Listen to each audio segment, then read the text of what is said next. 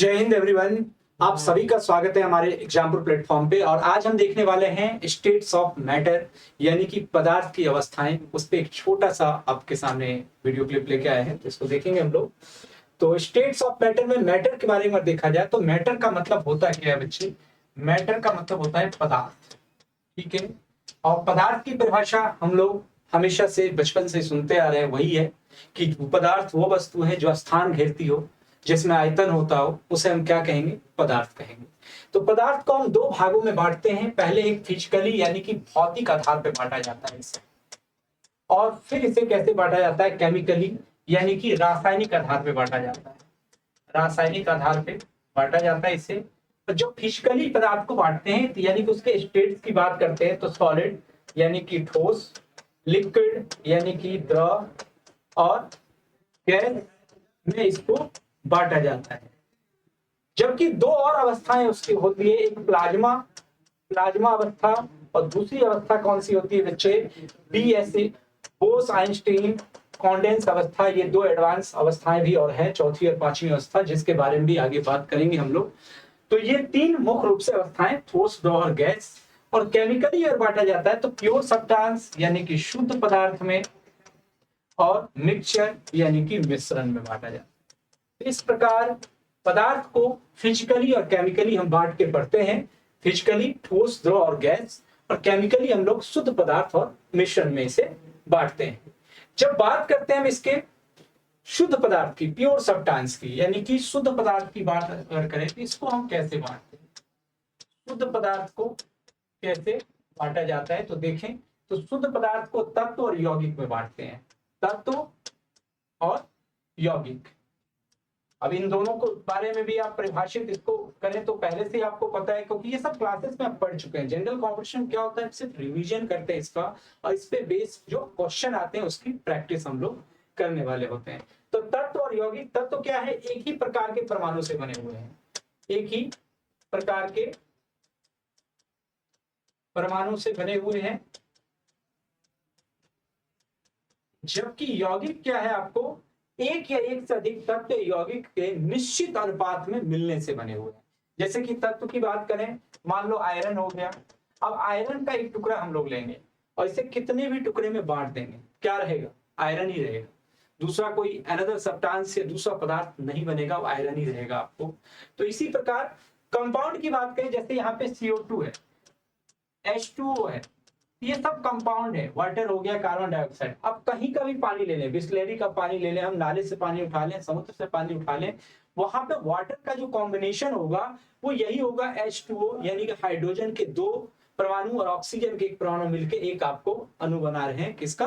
आपको वाटर का। तो जो फिक्स कॉम्पोजिशन में बन रहा है उसे हम लोग क्या कहते हैं बच्चे? उसे कहते हैं यौगिक।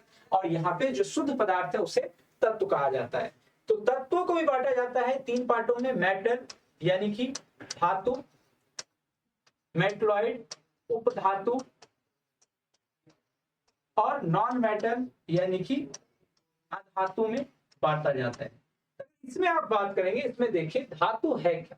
तो धातु के बारे में तो बचपन से ही पढ़ाया गया ना हमें, जिसमें चमक होती है, जो ठोस होता है, जिससे तार बनाए जाते हैं। बट यहाँ पे हम केमिकली जो एग्जाम में हमारा सिंपल सी एक चीज हमें सोचना है इसमें कि धातु क्या है बच्चे? धातु है जो इलेक्ट्रॉन का त्याग करता है।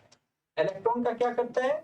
त्याग करता है। त्याग करके क्या बनाता है? धनायन बनाता है। तो इसे ऐसे में इसे धातु कहते हैं। मान लो सोडियम क्लोराइड है, सोडियम क्लोराइड में सोडियम पे धनायन और क्लोरीन पे ऋणायन होता है, आयनिक बॉन्ड बनता है। तो सोडियम क्या हो गया? धातु है यहाँ पे, क्योंकि इलेक्ट्रॉन डोनेट कर रहा है। क्लोरीन क्या हो गया?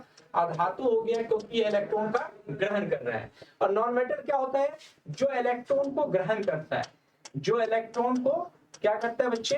ग्रहण करता है। याद रखेंगे, उसे हम अधातु कहते हैं। और उपधातु होते हैं जो इलेक्ट्रॉन, जो मेटल और नॉन मेटल के बीच के गुण रखते हो, उसे हम क्या कहते हैं? उसे कहते हैं आपको अधातु, उपधातु कहा जाता है। मेटल हमेशा याद रखना, एलिमेंट सॉलिड, लिक्विड और गैस तीनों फॉर्म में होते हैं। जबकि मेटल की बात करें, जब भी मेटल कौन से फॉर्म में होंगे, तो मेटल बच्चे या तो सॉलिड होंगे या तो ये लिक्विड होंगे। और लिक्विड एकलौता होता है कौन सा? पारा। और वही नॉन मेटल की बात करेंगे तो नॉन मेटल आपको सॉलिड, लिक्विड और गैस होते हैं। इसमें भी इकलौता कौन सा होता है, ब्रोमीन। यानी कि कुल मिला के देखेंगे पारा और ब्रोमीन ये दो इकलौते ऐसे एलिमेंट हैं जो लिक्विड में है, बाकी सभी के सभी या तो सॉलिड होंगे या तो गैसीय स्टेट में होने वाले हैं। क्लियर है। कंपाउंड की बात करें तो कंपाउंड को ऑर्गेनिक, इनऑर्गेनिक यानी कि कार्बनिक, और अकार्बनिक में बांटते हैं। अकार्बनिक में बांट दिया जाता है, एक कार्बन की उपस्थिति, एक में जिसमें कार्बन नहीं मिनरल्स हो, ठीक है, उसकी उपस्थिति के लिए। तो एलिमेंट जो है ये चैप्टर काफी इंपॉर्टेंट होने वाला है। इसमें मेटल नॉन मेटल से काफी क्वेश्चंस आपके आ जाते हैं, इसको हम ढंग से देखेंगे। जैसे सबसे लाइटेस्ट मेटल क्या है, लिथियम है। सबसे हैवीएस्ट क्या है, ओशियम है। सबसे ज्यादा मेलेबल क्या है, गोल्ड है। आपको सबसे ज्यादा डेंसिटी किस मेटल की है, आपको गोल्ड की है। तो इस तरह के क्वेश्चंस आपको पूछे जाते हैं, तो इस पे ज्यादा ध्यान से गौर करने वाले हैं हम लोग। और मिक्सचर की बात करें यानी कि मिश्रण, तो मिश्रण क्या है, तो मिश्रण और यौगिक में एक ही चीज है। फर्क आप अगर ध्यान से देखेंगे तो यौगिक एक निश्चित अनुपात में मिलने से बना है, दो तत्व या यौगिकों के, जबकि मिश्रण क्या है, किसी भी अनुपात में मिलने से बनता है। किसी भी अनुपात में उसको मिला दो, उससे वो बनता है, इसे मिश्रण कहते हैं। तो ये दो प्रकार के होते हैं, होमोजीनियस यानी कि समांगी मिश्रण, और एक होता है हेट्रोजीनियस यानी कि विषमांगी मिश्रण। समांगी मिश्रण में क्या होता है कि जो दो चीजें इसमें आती है, एक आपको विलय और एक होता है विलायक। मिश्रण में कभी भी देखा जाए होमोजीनियस में ज्यादातर सॉल्यूशन यानी कि विलयन आएगा आपको, जो पूरी तरह से एक दूसरे को आपस में घोल लेते हैं, जिसके कण आपको नहीं दिखाते। विलय के कण विलायक बिल्कुल अपने अंदर ऑब्जर्व कर लेगा और नहीं दिखेगा, समांगी कहलाएगा। विषमांगी में आपको आते हैं कोलाइडी हो गया, जैसे कोलाइडी जो कि दिखते तो सॉल्यूशन जैसे हैं विलियन, लेकिन बाद में कुछ, जैसे दूध हो गया, दूध का क्या है, दिखेगा कि पूरी तरह से एक विलियन है, लेकिन जब हाथ पे लेके उसको रगड़ेंगे तो उसमें दाने दाने निकलने लगते हैं। तो कोलाइडी उसको कहते हैं, कोलाइडल इफेक्ट आप देखते होंगे। जैसे ये बंद कमरा है, इसमें आपको कुछ नहीं दिख रहा, सब लग रहा है ठीक है, लेकिन जो ही आप इससे एक लाइट बीम पास करेंगे पतली सी, तो उसमें धूल कण उड़ते हुए नजर आते हैं। कोलाइडल इफेक्ट यानी कि उसके कण दिखते हैं। और निलंबन यानी कि जिसके कण बिल्कुल दिखते रहते हैं, जैसे कि मान लो पानी में हमने बालू को घोल दिया, तो क्या निलंबन का उदाहरण है। तो इस तरीके से हम पदार्थ को इससे बांटते हैं। पदार्थ सबसे पहले हमने देख लिया, पदार्थ क्या है। पदार्थ को हम भौतिक और रासायनिक आधार पे इसे बांट देते हैं। ठोस, द्रव और गैस में फिजिकली बांटते हैं, रासायनिक आधार पे आपको शुद्ध और मिश्रण पदार्थ में।